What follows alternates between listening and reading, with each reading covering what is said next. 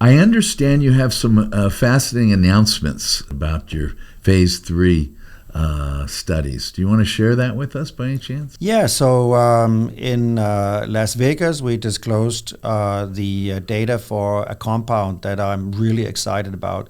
It's a compound called QM1114. So it's an in-house developed botulinum toxin A. It's fully liquid, ready to use. We also looked at the onset. So median onset was 2 days, but if you look in the actual study for frontline, 39% reported effect after day 1 and 34% for crow's feet. So very impressive. Duration out to 6 months. So fully liquidized, I think really a change. It makes it simpler to administer. You don't need all these reconstitution time. And also most important, if we looked at the patient satisfaction, at month 1, it was 97%. And at month 6, it was 86%. So I think you get onset, you get duration, you get convenience, and highly statistical results. So I think we could not be more happy.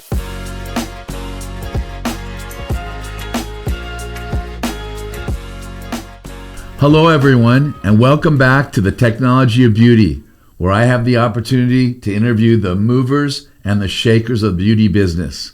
And today is no exception.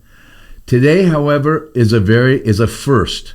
Today's the first time I've had a guest back in the studio. I get a chance to go back and ask about what's been happening in the last couple years. Our guest was the 19th guest on this program, and we've had over 50 programs already. So this is a great opportunity for us to get back and interview Fleming. He prefers to be called Fleming, right?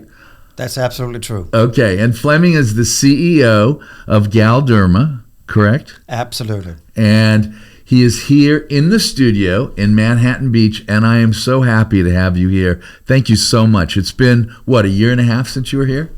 Yeah, about a year and a half. First of all, thank you so much for having me. Yeah, a lot has happened, both in the world and in Galderma. So happy to tell you a bit about that. Yeah, isn't that true? It's been such a crazy time for all of us in the last year and a half, whatever it's been. So let's jump in. What's happened to you in the last year and a half? Let's make it personal, and then we'll get granular to Galderma. How have you been? How's your family been? You get through COVID okay? Yes, I managed. I don't know how many tests I had. I've been negative on 100 tests or something like that. I think statistically that's probably impossible, but it's absolutely true. I never contracted COVID. I never had a positive test, and I probably was the one who traveled the most during the whole COVID to all parts of the world.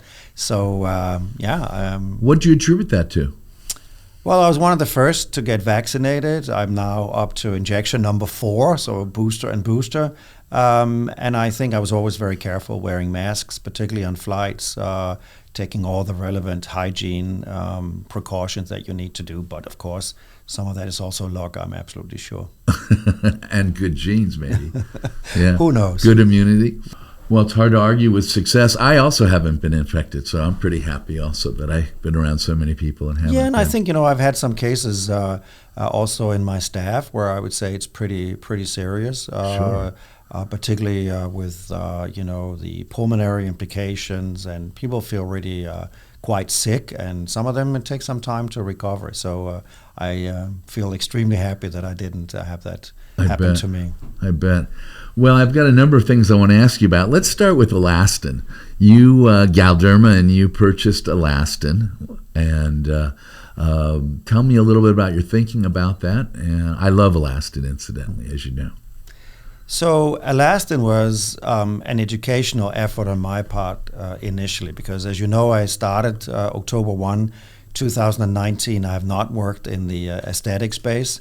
One way of learning the business was to travel a lot, in particular in the US, speak to customers, speak to doctors, healthcare providers, movers and shakers in the industry. And multiple times people mentioned Elastin as something we should take a look at. And then when I looked at our portfolio and our strategy, I looked at kind of the peri-procedural approach, the pairing approach. I read about them, the fantastic science, 25 publications. I also, of course, watched that they won many awards in style. Best of Beauty, Cosmopolitan, Ready Beauty, many others, they won awards. So I started to take a look at them. I asked the business development team and said, okay, what would be the fit? Would that be possible? And then we engaged in the discussion. And I would say I was super pleased that it happened in January of this year. And I can already now see growth has accelerated. We're now planning for rollout outside the US. They're only in the US and in Canada. We have to file in certain countries. The business model of mainly physician dispense works in some countries. In others, it becomes more of an DTC play. So we're working all that out. That's good. I'm happy to hear that you have it and that it's going to be an international brand. That's very exciting. I understand you have some fascinating announcements about your phase 3 studies. Do you want to share that with us by any chance? Yeah, so in Las Vegas, we disclosed the data for a compound that I'm really excited about. It's a compound called QM1114. So it's an in-house developed botulinum toxin A. It's fully liquid, ready to use. All of the work, all of the studies done in-house and by my colleagues. So we have 4 late-stage clinical trials. It's about 1,900 patients, and we disclosed in Las Vegas the 2 first of those trials called Ready 1 and Ready 2. So both of them met primary endpoints, so that is a composite index for improvement, both by investigators and by the patients. At month 1 and month 6, highly statistical significant. You had to have more than a 2-point improvement on this composite index. We also looked at the onset, so median onset was 2 days, but if you look in the actual study, for frontline, 39% reported effect after day 1 and 34% for crow's feet. So very impressive. Duration out to 6 months. So fully liquidized, I think really a change. It makes it simpler to administer. You don't need all these reconstitution time. And I think as the use of neuromodulators expands, I think also the reliability, the predictability, the safety is very important. So, and also most important, if we looked at the patient satisfaction, at month 1, it was 97%. And at month 6, it was 86%. So I think you get onset, you get duration, you get convenience, and highly statistical results.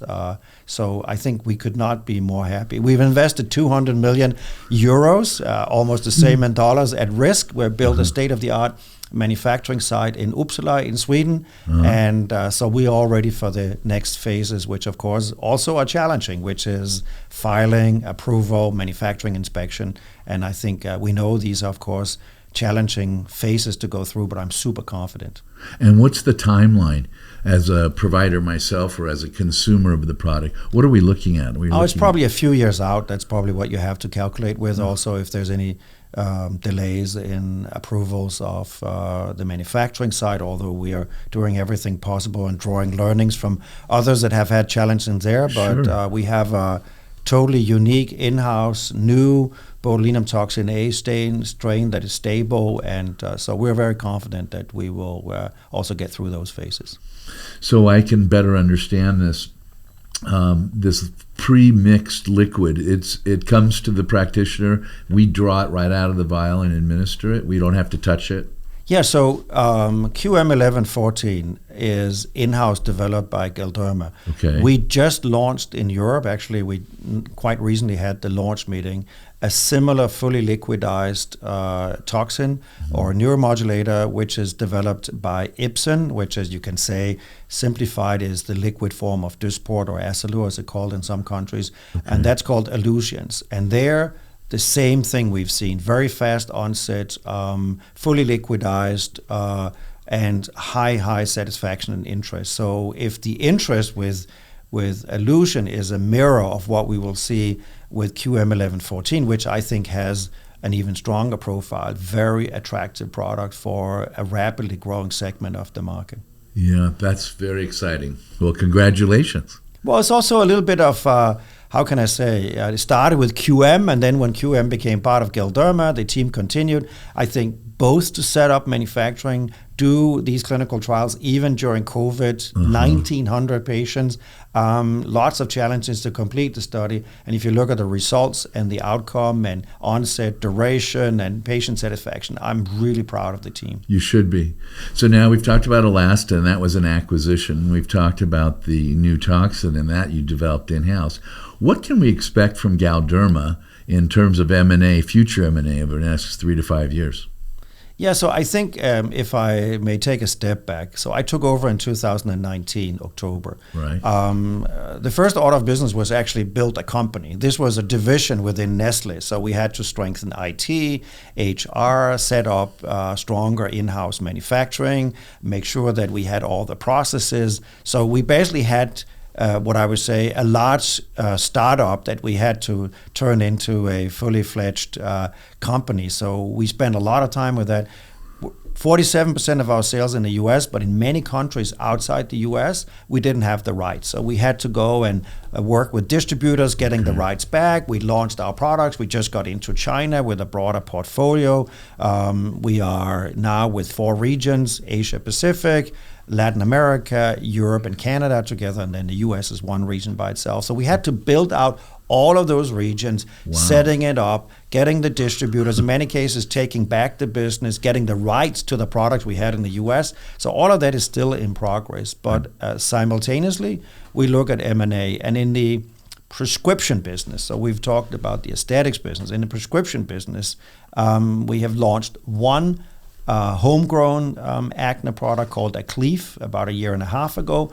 And we just got 2 approvals in the US, one at the beginning of the year for a product called Twinio. That's for acne. That's a very unique technology, combining products that normally could not be combined, tretinoin and benzoyl peroxide. So that's just been launched, and we just got approval for a rosacea product called Epsolate. Same microencapsulation technology, a huge unmet need. I think there's about 16 million sufferers in the US alone for rosacea, still significant unmet need. And both of those products came through acquisitions. It's an Israeli company called Solgil, where we acquired the rights to those 2 products. So we continue to be extremely active. Boy, I'll say. And you're going to be everywhere in the world. Will you be everywhere in the world in the aesthetics portion of the Galderma brand? So you're going to take aesthetics to China and Asia and everywhere? So we are already in China now with aesthetics. So we got Dysport approved in China, and we have a few of our Restylane versions of fillers available. We continue. We have our consumer brands there. We also have prescription brands that is by a partner there. So yes, the plan is to grow everywhere. Latin America is probably where we on a relative scale are the strongest. Europe, we're building out really fast as it is. Asia Pacific is where we see some of the highest growth. So yes, the plan is to be everywhere, but for instance, China, I would say we're just at the beginning. Okay. Well, you're one busy guy. Now, the worst kept secret in aesthetics. What can you tell us about the IPO? So, if there isn't going to be an IPO. Yeah, well, first everyone of all, wants to know, and everyone. First of all, I'm flattered by the interest, but I think the first thing I need to say, and people need to understand that, since I took over in October 2019, day one, I started to run the company as if it were a public company. It's really important for me in terms of reporting, financial structures, systems, processes, the rigor, the compliance, all of that. So the company is run as if it already were a publicly listed company. But the key for us is, together with the investors, we have assessed what are the best options for Galderma, because we're a very fast growing company. We don't need the IPO proceeds for funding the growth, but we think that probably an IPO is the best next step for a large company. This would be a large IPO for a large company like Galderma, and we're monitoring what's going on in the financial markets. But the company is ready. But we are not dependent on a specific timing, because we have funds enough to fund our very rapid growth with what we already have. But we continue to monitor what is happening in the global markets. So then, do I hear you say you will be doing an IPO if the timing is right and the markets are right? You don't really need the money per se, but yeah, I think more that than likely we than not. together with the owners, we see an IPO as probably the preferred next stage for a company like Galderma, but we are not under any time pressure. We have the funds, but we will continue. If the markets are right, we probably will be ready. Okay, that's exciting. Yeah. Now, when we look ahead in aesthetics, we've talked about the toxin. How about any new areas within aesthetics that you can tell us about, be it either device or injectables, topicals, and so forth? So it's important to just give a little bit of a flavor of what we are like as a company. Sure. So it's very important to understand that, so the US is our most important market, 47% of the sales. We have 3 businesses within Galderma. We have a business which is what we call therapeutic dermatology, which is prescription products mainly. There we're number 1 in acne and rosacea globally. Then we have a very strong derma cosmetics business where Cetaphil would be known. We have other OTC brands. That's our second franchise. And the largest franchise is the aesthetics franchise, where, of course, we are focused on injectable aesthetics with fillers and with neuromodulators. And then we're now investing significantly in the collagen stimulating field, where we're number 1. And in 2 other areas, we're number 2. So I would say the main thing for me right now is to build out the aesthetics portfolio globally, to continue to launch more and more versions of for instance, our fillers. So I think since we spoke, we've launched Restylane Kiss. Yes. I think it was one of the best launches in the industry. Indeed. Then we launched Restylane Define for a chin augmentation. And then we launched Restylane Contour for mid-phase. We got a new formulation approved for Sculpture. So we've been pretty busy, and now we just disclosed the data for QM1114. So already with what we have in-house and all the projects we have for the foreseeable future enough. And then we just acquired Elastin, which is probably more akin to our derma cosmetics business because of the way it in many countries will be sold. In the US, it's physician administered, but in many other countries, more like a DTC. So I think for now we have what we need, but we keep an eye on what's going on. But really for me, the focus is growth, geographic expansion, and maximizing the products we have. Because as I mentioned, in a lot of countries, we either were not in the market, didn't have the rights to the market, or just entering into. Give you an example. The Middle East, we have our filler. We don't have access to the neuromodulator at this stage. So there are a lot of markets where if we had the full portfolio, we could do even better. And is that because of regulatory constraints in these countries that you might have it? No, or is these it are the distributor issues? Or? These are the ways Galderma obtained the rights to products, for instance, from Ipsen or what was given to other distributors. So all of this is, as we now build our organization, the plan is to take that in-house and develop it ourselves. But in many cases, if you're a distributor and you're very successful, you don't give away the business for free. So we have to have a lot of negotiations, both with the distributors and, of course, also with Ipsen. And we don't have that in the States, I mean, we, meaning docs like myself and even other providers, extenders, we don't think of it as distributors. We think of you as you're the company, right? No. Of course, in the U.S. and everywhere, we have full control. But in other markets, we are dependent on, you could say, middlemen. And the other thing we've also had to do during this last 18 months, you said, what we've been busy with, we have phenomenal growth. We had 2020, we were about a 3 billion business, barely. Okay, now it's 3.6 plus, and rapid growth. We're double-digit top line, double-digit bottom line growth, significant expansion in our margins, which we've used. We've increased R&D from low single percent to almost double-digit. I haven't even mentioned to you, in addition to all we've done in the aesthetics field and what we've done in the dermacosmetic field, including the Elastin acquisition, we have the most expensive program in the history of Galderma, which is a so-called IL-31 called nemolizumab, which is an antibody for atopic dermatitis, which is a very large market as well. So we have a very broad portfolio, And we've built an integrated R&D organization, which I think we're the only people that have. We have a totally integrated R&D organization where we can develop a product in the range of Cetaphil, we can develop products that are for the aesthetic space, or we can develop high-end products for the therapeutic dermatology space, so including 2 biologics, QM1114, homegrown biologic, and nemolizumab. We licensed it early on from Chugai, and now it's in phase 3. We should see the phase 3 later this year. So we've been super busy and also spending a lot of money on R&D, much more than Nestle spent. Yes, that's impressive, and all during COVID. During COVID, we had to change the way we did clinical trials. We had to have, call in patients or send nurses to the homes. Lots of things. We had to change things around digitally. We had to get permissions to certain changes of the protocols, and that we have 2 phenomenally large programs. One in IL-31 with nemolizumab, the largest program we've ever run. We spent over $120 million on that last year alone. And then QM1114, plus all the other products. So we've been super, super busy. This year alone, Galderma will be launching 22 new products or product formulations around the world. 22. That's unbelievable. Well, congratulations. And you have had a growth, you say, of over 20%, it sounds like. Yeah, we've had very strong growth, and we've had double-digit growth both on top and bottom line. But what I'm also very proud about is that the team was able to make the business more efficient. We included or introduced systems that would allow us to take, I would say, spending away from headquarter-related things and put them into R&D and commercial execution and medical training.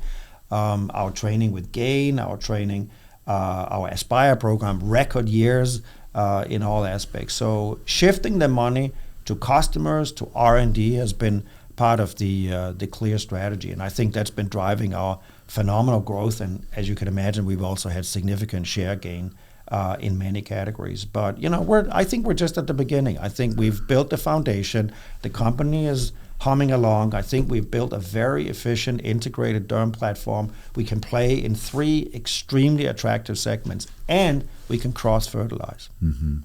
That's very exciting. Now, early on when we saw the brief dip during COVID in the aesthetics industry, not Galderma per se, we were concerned. Then we saw the rise, and then we thought, is this going to continue? Is this backlog? Is this a storehouse, a warehouse effect? And it appears as though it's not. It appears as though there's actually more demand or more interest in both surgical as well as non-surgical aesthetic services.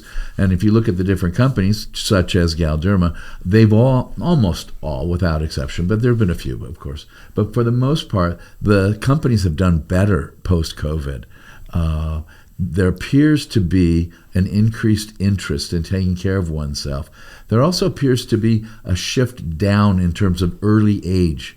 It seems like the entry level seems like a little younger, and there's another sort of phenomenon going on with this whole business of prepaid or use now, pay later kind of subscription kind of approach. I'm kind of curious how you think about this market change. Is it more per person? Is it more persons? Is it both?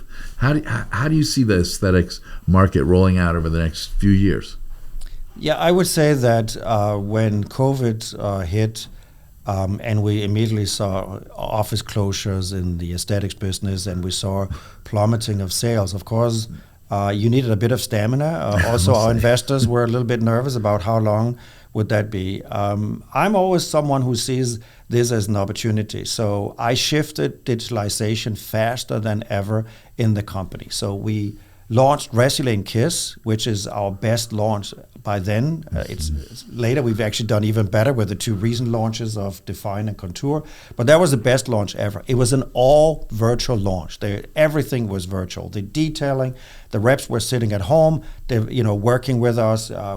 We worked with the providers that way. So I shifted everything, and then all the GAIN meetings, record numbers in terms of training with our GAIN. So that's the Galderma Aesthetics, network for training, the injector network. Yep. And there we saw the shift to digitalization, the meetings, Very, very significant change. Also inside the company, the way we advertise, the way we interacted with physicians, the way we started to also be more e-commerce in other parts of our business.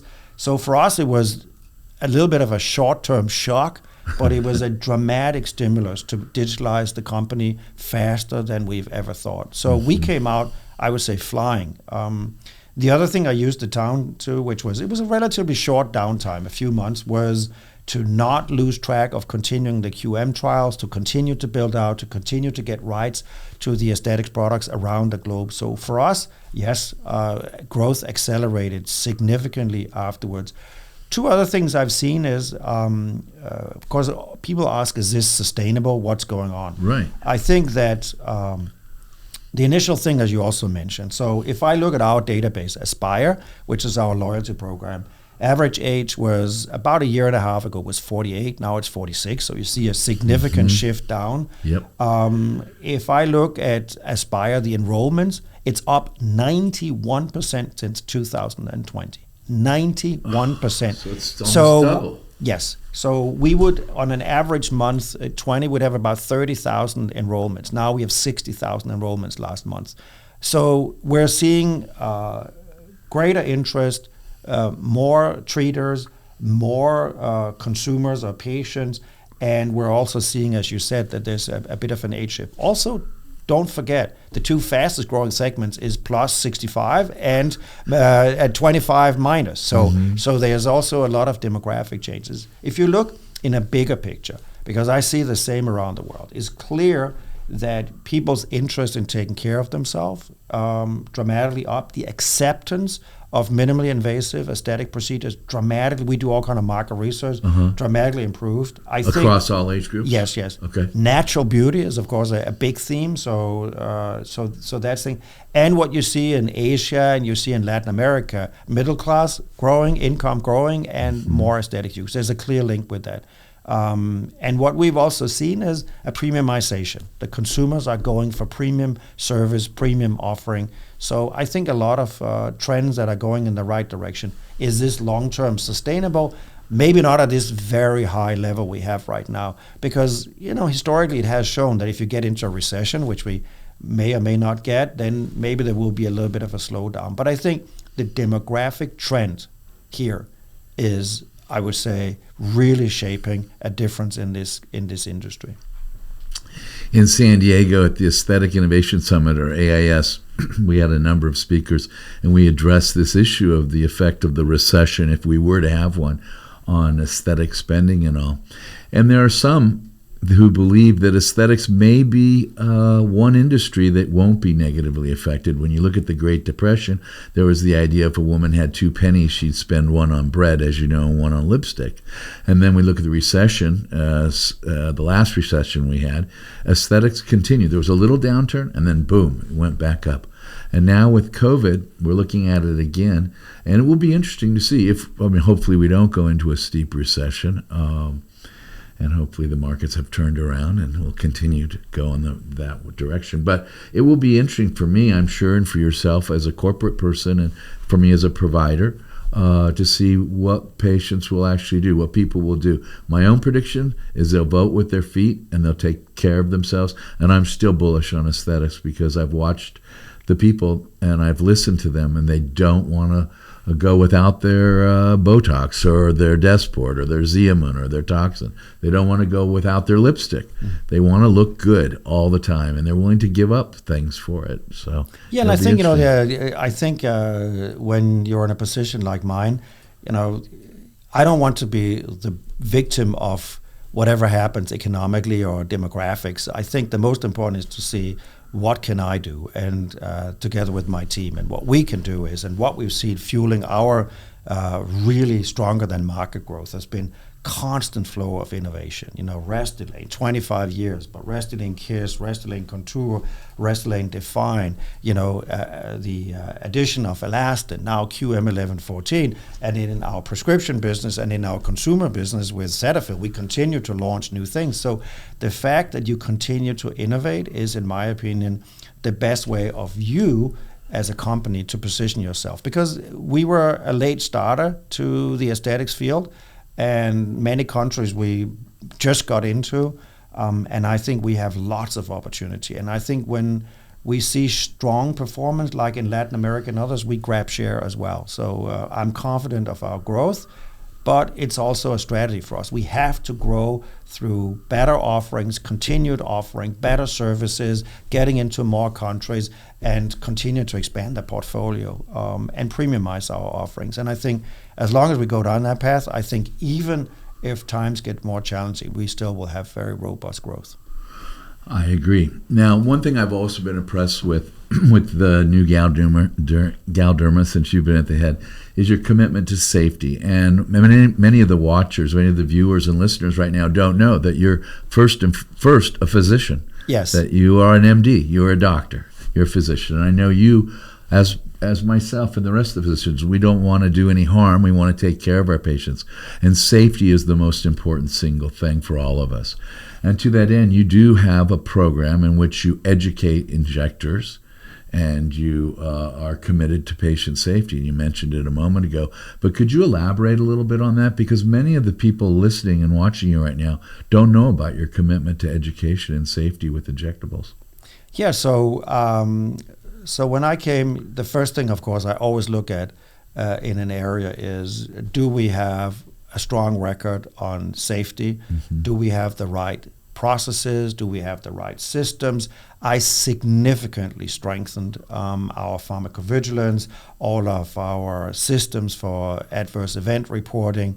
But I also said prevention is much better than having it. So we dramatically increased the number of participants in our training, which is called GAIN. So that's the Galderma network. So I want everyone to hear this. It's called GAIN. It's a big deal. Okay. So Galderma. Yeah. So Galderma Aesthetics Injectors Network. So that's where we do all the training. And I've seen record number. If I just look, even in 2022, I thought we couldn't beat 21. First of all, we saw a lot of this going virtual as well, that there were a lot of these things. And I think we have this year alone, at the beginning of the year, we've had 3,200 healthcare providers that have been trained. And I think we've had more than in peer-to-peer programs. And we continue to have very, very significant growth, both in the number of programs and in the number of physicians that are attending. Yeah, well, it's quite a commitment to safety, and I'm very impressed. The other thing I want to thank you for is your continued commitment to the Aesthetic Society, the American Society for Aesthetic Plastic Surgery.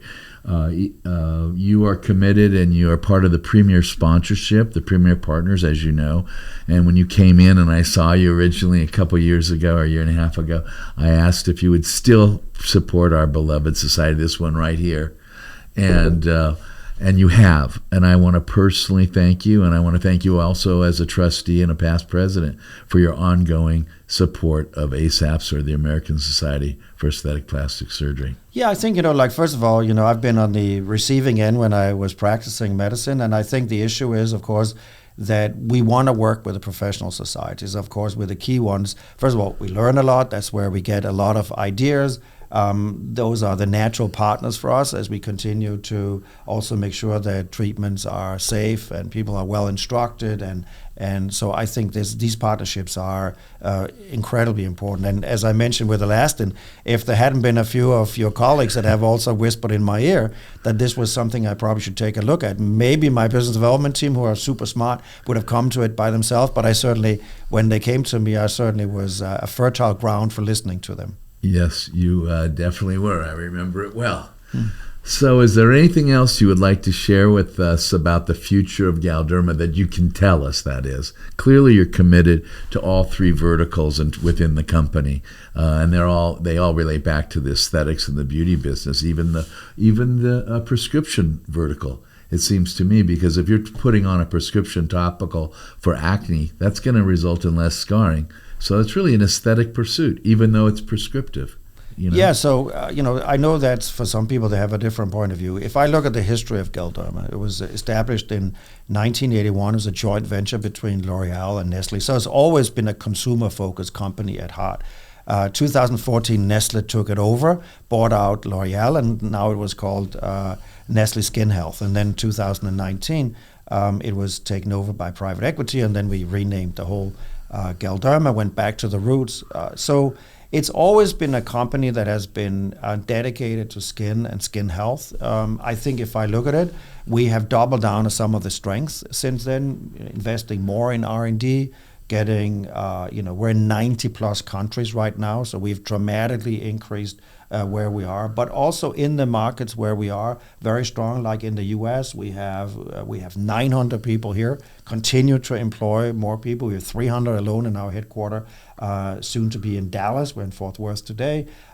We have, established a very strong medical affairs organization, which was not there when I came. And if I also look at our manufacturing, we have invested in all our 4 manufacturing sites, and we'll be adding at least 1 or 2 more. So it's about fueling the very strong growth. The thing that, of course, you have to become very good at is supply chain management. That's probably for most people today that are sitting in roles like mine. That is probably headache number 1 and 2, particularly when you have such a strong growth as we have. So early on, I was really pleased that I established, together with my CFO, a very strong procurement, double and triple sourcing, not being relying on one country or one ingredient. So I was super happy. All our 4 main manufacturing sites stayed open. We did double, triple, quadruple sourcing for a lot of our products. We made sure that we had access to API, so the active product ingredients. We made sure we had access to packaging. So I would say we've come through these issues pretty well, but it is more costly. It requires a totally different approach to your logistics, and you have to keep an eye on it, because a lot of the ingredients in our products, whether it's in Cetaphil, whether it's in other parts of, like in the aesthetics business, they are in high demand and short supply. So you need to be really smart. You need to build more inventory. You need to think ahead. But you need to also think about how do I continue to make my manufacturing organization more efficient, so automation, all these kind of things, because labor is another, particularly blue-collar labor in certain parts of the world, is also really starting to be a shortage. So there are a lot of things we had to learn, not only to grow and expand in many countries, but also to secure that we have the supply to fuel that very strong growth. You are one busy guy, Fleming. Yeah. That's an awful lot to manage, and you're absolutely right. I hadn't even thought about that, the supply chain. It affects us as practitioners. Of course it affects you. Didn't even think of that. You've got your hands full. Well, it's not only about me. I think it's important to having the team. The team. I don't mean you as I mean the whole Galderma team. Yeah, but I think, I would say the biggest challenge we had, if I look back, you mentioned, what about growth slowing down, and what about, the aesthetics business and all that. But if you really think about it, I think the biggest challenge we had during COVID was to keep 4 manufacturing sites, 1 in France, 1 in Canada, 1 in Brazil, and 1 in Sweden, to keep them open. Just think about the environment with the COVID restrictions, and how we would do that, going to multiple ships. I'm so pleased. I think this is the biggest accomplishment we had during COVID, was that the operations team managed to have supply up and running all the time. But it required an enormous flexibility, adaptation to the new world, testing, all kind of safety measures. But I think that for most people, and factories around us were all closed. Well, congratulations. What a fantastic job you and your team have done. That's exciting. And also congratulations on your recent announcement. I look forward to hearing even more about the progress with the studies and all your progress you're going to make, both here in the United States as well as outside the United States, with the longer toxin and so forth. Well, I think for us, it's people always say, "What's the end goal?" Well, the end goal is for us, when people look across our businesses, that we will be the number 1 in the world in the dermatology space. We won't be number one, at least not short to midterm in the aesthetic space, but we'll do everything possible to be a strong runner-up. We're number 2 in the filler segment. We're number 2 in the neuromodulator segment. We're number 1 in the collagen stimulator.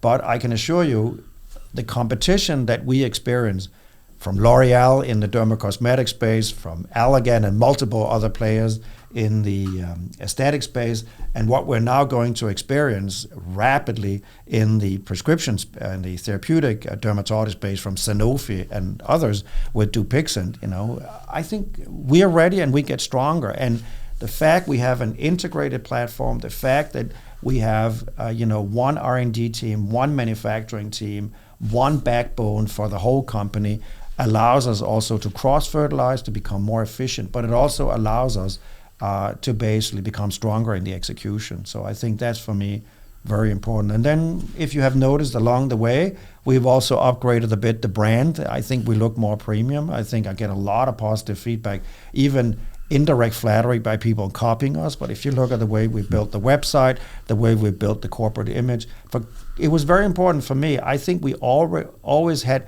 premium products and premium offerings. I'm not sure when you looked at us that you think we were premium. So I've kind of merged the two things. I think we look premium today, but it's also an obligation to continue to be premium in all of its aspects, the products, the safety, the execution, and how we interact with our customers, and ultimately also how we interact with the consumers or the patients that depend on our products. Indeed. And you've done just that. So once again, congratulations, and thank you very much for joining us here in Manhattan Beach in our studio. And have a safe trip everywhere you go. I know you're a man of the world and you fly all over. So I'd like to thank all of you for also joining us today in this exciting Technology of Beauty episode, where we had a chance to get to know Fleming for the second time and heard some really fantastic news that I know you've heard about, but it's a big deal. So congratulations, and once again, thank you, and thank you for joining us. Bye-bye.